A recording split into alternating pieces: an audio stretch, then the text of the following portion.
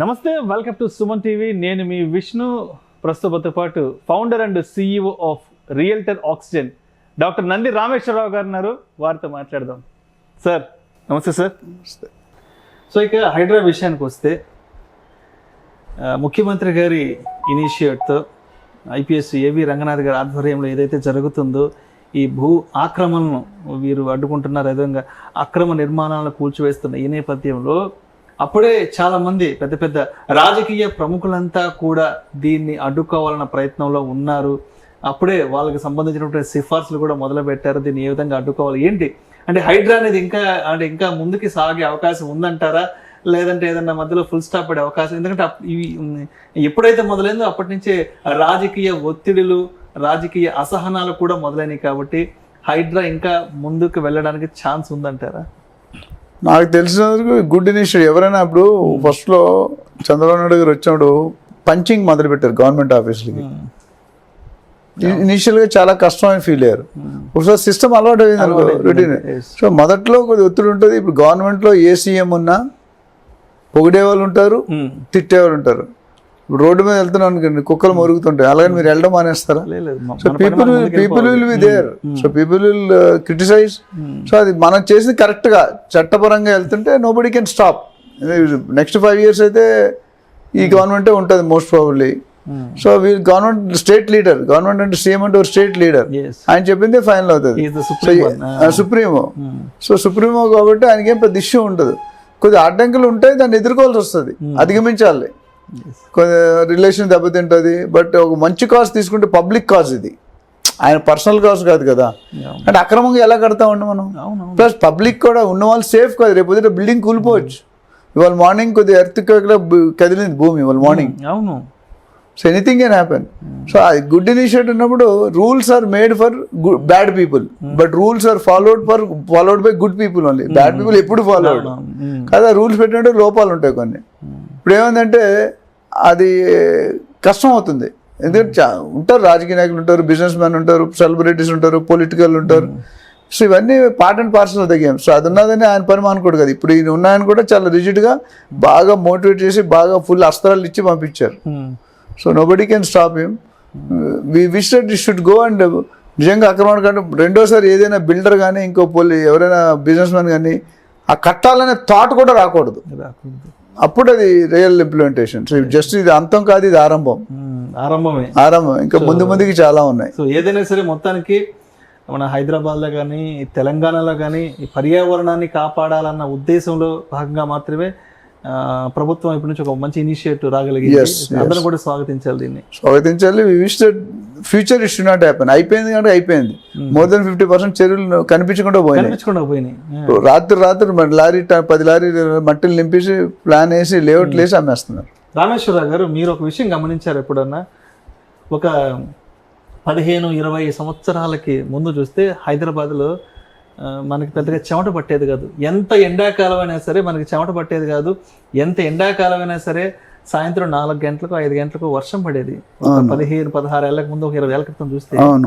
ఇవాళ ఎలా అయిపోయిందంటే హైదరాబాద్లో విపరీతంగా టెంపరేచర్ పెరిగిపోయింది. వర్షాభావ పరిస్థితులు కూడా చాలా తగ్గుముఖం పట్టాయి.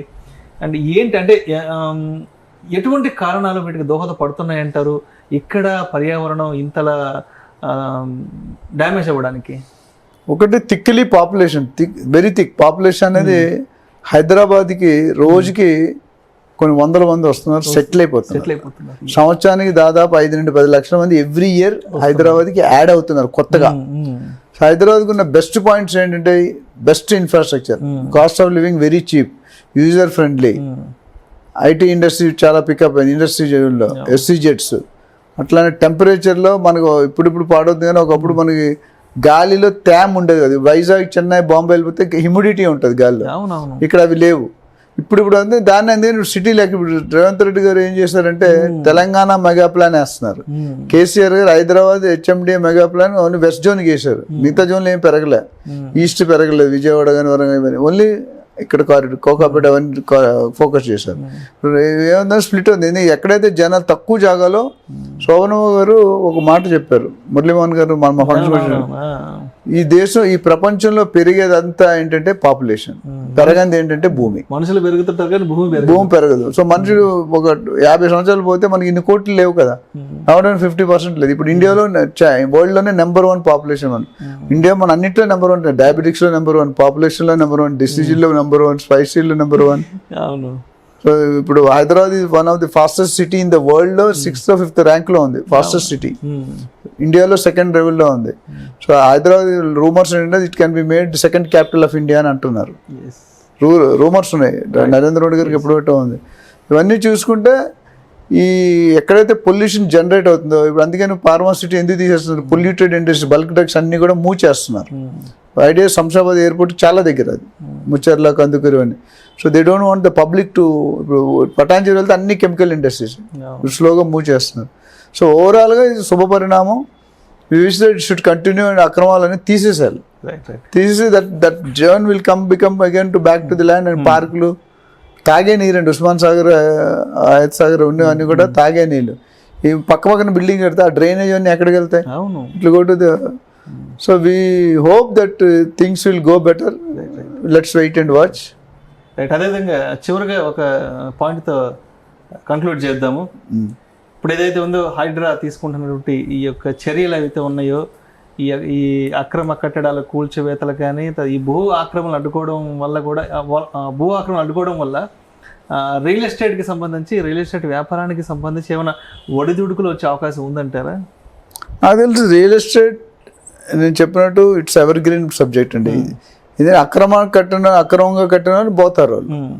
Straight forward as per system, as per HMD norms, as per DTCP norms, as per RERA norms వెళ్తే వాళ్ళకి ఏమి ఇబ్బంది ఉండదు. ఇన్ఫాక్ట్ మళ్ళీ తర్వాత మాట్లాడచ్చు, మన బిల్డర్ అసోసియేషన్లో 7 నెలల తర్వాత రేవంత్ రెడ్డి గారు కలిసారు క్రెడాయ్ మీటింగ్ రోజు ముందు. అన్ని క్రెడాయ్లో కూడా నేను ప్రెస్ కాన్ఫరెన్స్లో మాట్లాడాం. ఆయన సానుకూలంగా ఒకటే ఒక మాట అన్నారు, మీరు తెలంగాణ స్టేట్ డెవలప్ అవడానికి ఎటువంటి పారామీటర్స్ కావాలి, ఎటువంటి మీకు ఎగ్జామ్షన్స్ కావాలి, ఎటువంటి స్కీమ్స్ కావాలి, మీరందరూ ప్లాన్ చేసి నాకు సబ్మిట్ చేయండి, నేను దానికి సానుకూలంగా ఉన్నాను. కాకపోతే ఒకటేంటంటే మీ బెనిఫిట్ ఒకటే చూసుకోవడం, మీ బెనిఫిట్తో పాటు బయర్స్ బెనిఫిట్తో పాటు గవర్నమెంట్ బెనిఫిట్ కూడా చూడండి ఓపెన్గా చెప్పాడు ఆయన. దట్స్ ఆ రోజు మీటింగ్ తర్వాత ఊపిరి పీల్చుకున్నారు. 7 నెలలు బట్టి జనాలు పబ్లిక్లో builders are in tremendous pressure. ఏమవుతుంది, ఏ ఏరియాలో కట్టాలి, ఎక్కడ రేవంత్ రెడ్డి గారు ఎటుపక్క పరిగెడతారు, ఎటుపక్క ప్లాన్ ఇస్తారు, అది క్లారిటీ. సో రియల్ ఎస్టేట్ నాకు తెలిసి స్ట్రైట్ ఫార్వర్డ్గా యాజ్ పర్ లీగల్ నామ్స్ చేసుకుంటే I don't have any issue. Right. Thank you so much Nandi Rameshwara garu. Thank you అండి. మరి గవర్నమెంట్ తీసుకున్న ఇనిషియేటివ్, మరి హైడ్రాతో ఏంటి నెక్స్ట్ ఎలా ఉండబోతుంది, ఏంటి రియల్ ఎస్టేట్ రంగం పైన ఎటువంటి ప్రభావం చూపబోతుంది అనే అంశం గురించి చాలా చక్కగా మీ యొక్క ఎక్స్పీరియన్స్ మొత్తం క్రోడీకరించి చాలా చక్కగా తెలియజేశారు. Thank you so much sir. Thank you అండి.